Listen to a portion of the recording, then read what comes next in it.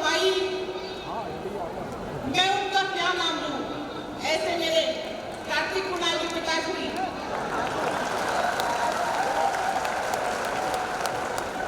हमारे किराट भाकर समाज के सम्मानीय पूर्व अध्यक्षगण, ये सब मुझसे उम्र में बड़े हैं, इसलिए मेरे लिए सम्मान है।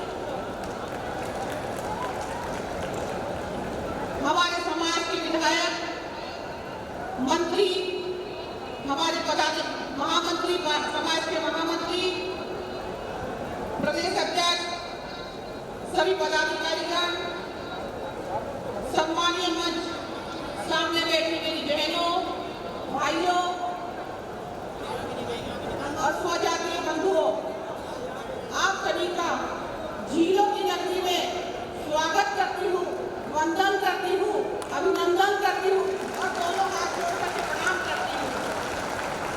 आज हम लोग इस कार्यक्रम में उपस्थित हुए हैं, ये भारत की मूल संस्कार है और मुझे बताते हुए खुशी हो रही है कि हमारे किराट भाकर नागर और मालव समाज के मेहनत और लगन से आज भोपाल में तृतीय युवक युवती परिचय सम्मेलन और प्रतिभाओं का सम्मान समारोह संपन्न होने जा रहा है। पिछली बार जब हमारे समाज का युवक युवती परिचय सम्मेलन हुआ था तो उसमें 130 बच्चों ने आकर के परिचय दिया था और आप सभी को मालूम होगा कि उसमें 7 जोड़े ऐसे थे जिन्होंने इसी मंच के माध्यम से एक दूसरे को पसंद किया, परिवार वालों ने आपस में चर्चा करी और उसी पंडाल में समाज के सहयोग से उनका विवाह संपन्न हुआ। हर माता पिता का सपना होता है कि उनके बेटा बेटी को उनके अनुसार एक संपन्न, योग्य, मनचाहा जीवन साथी मिले, लेकिन आज के समय मनचाहा जीवन साथी की परिभाषा बदल चुकी है। बेटे के साथ साथ बेटियां भी शिक्षित हो रही है। आज बेटा बेटी दोनों अलग अलग जगह अपना नाम कमा रहे हैं। हर कोई अपनी अपनी जगह नौकरी कर रहा है, अपना अपना व्यापार कर रहा है, हर कोई छोटा मोटा अपना रोजगार कर रहा है। स्त्री पुरुष का भेदभाव कम होता जा रहा है। बेटा बेटी चाहते हैं कि जो जीवन साथी उन्हें मिले वो उनकी भावनाओं को समझे, उनके कैरियर का ध्यान रखे, एक दूसरे को समझे, यहाँ तक कि एक दूसरे के परिवार को समझे। एक समय ऐसा था जब परिवार के लोग ही शादी तय करते थे, यहाँ तक कि हम लोग की शादी भी हमारे परिवार के लोगों ने तय की थी। लेकिन आज बेटा बेटी एक दूसरे को जानना चाहता है, समझना चाहता है और फिर अपने विवेक से अपने जीवन साथी का चयन करना चाहता है। मैं आशा करती हूँ इस परिचय सम्मेलन के माध्यम से जो भी बेटा बेटी और उनके माता पिता जिस उद्देश्य से आए हैं वो पूरा हो। युवक युवती परिचय सम्मेलन के साथ साथ हमने यहाँ पर प्रतिभावान बच्चों का सम्मान समारोह भी रखा है। मुझे इस बात की बहुत खुशी है कि हमारा समाज समृद्धि और प्रगति के रास्ते पे आगे बढ़ रहा है। हमारे इसी का नतीजा यह है कि हमारा समाज का हर बच्चा अपने अपने प्रोफेशन में आगे बढ़ते हुए हर क्षेत्र में वो काम हासिल कर रहे हैं, चाहे वो खेल हो, शिक्षा हो, समाज सेवा हो या शासकीय सेवा हो। हाल ही में हमारे समाज के बच्चे जिन्होंने खेलों में और शासकीय सेवा में आगे आए हैं, उसमें विशाल धाकड़ डिप्टी कलेक्टर बने हैं, शिवम चौहान IPS बने हैं, पंकज राजपूत IPS बने हैं, Krishnapal Singh A class officer बने हैं, बलराम धाकड़ सहायक आयुक्त GST में है, उर्वशी सैनिक डिफेंस में है, आदर्श चौहान ऑफिसर कमांडर है। ये आदर्श चौहान हमारे देवेंद्र भैया बाबूजी के बेटे हैं। उसी प्रकार हमारे समाज की बेटियां अवनी धाकड़, सीमा धाकड़, प्राची चौधरी, मधुबाला सोलंकी, इन्होंने सिविल जज बनकर के समाज के नाम को रोशन किया है। एक बार मैं चाहती हूँ इन बच्चों का जोरदार ताली बजा करके स्वागत करिए। उसी प्रकार खेल की उसमें प्राची चौहान, संगीता राजपूत, तनुश्री नागर, जितेंद्र धाकड़, आशीष धाकड़, सुमित महादुले, रामकृष्ण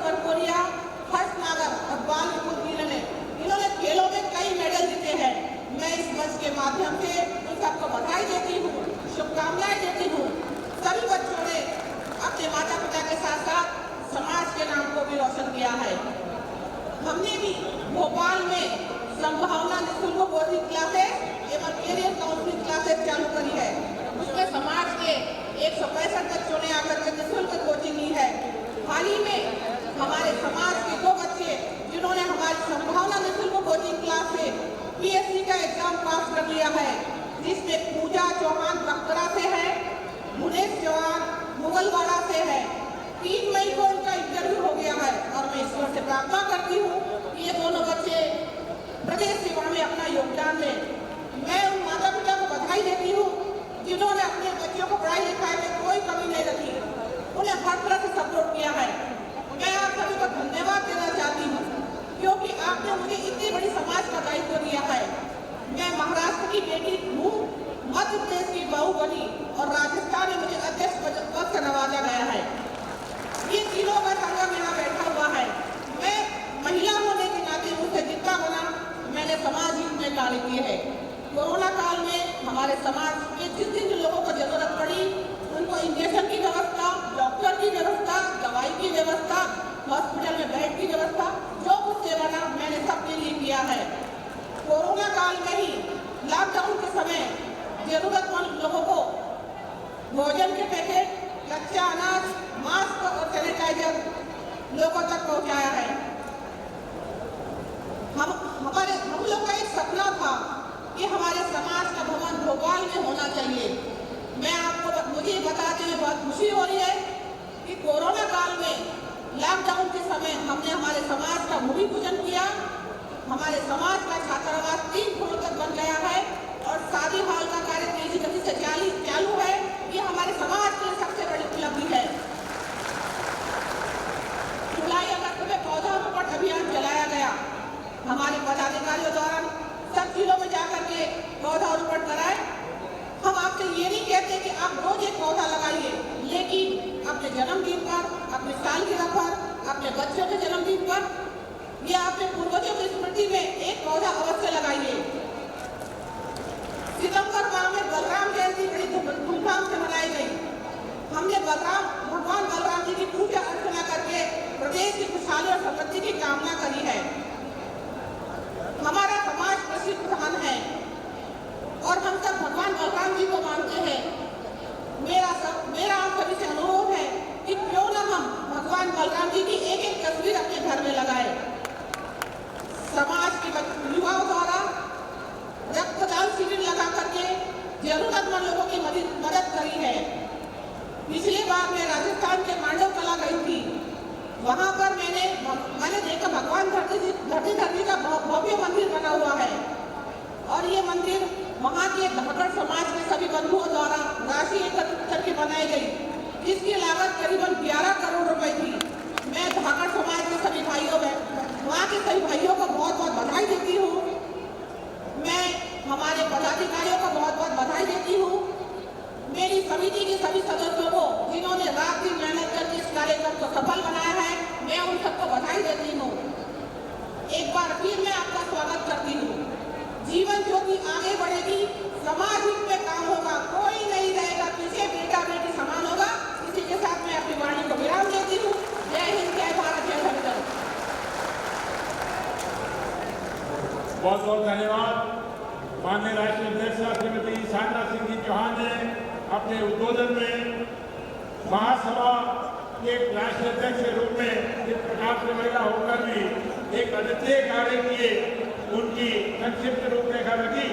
लेकिन इससे भी हटकर एक कदम आगे, जैसे कि कोरोना काल के दौरान पूरे देश में महासभा के आह्वान पर हनुमान चालीसा का पाठ किया गया और एक संदेश दिया गया कि किस प्रकार से हमारा समाज एक बड़ी समाज में व्याप्त बीमारी के निवारण हेतु, क्योंकि इस कलयुग के देव हनुमान जी हैं, उनसे आग्रह किया गया।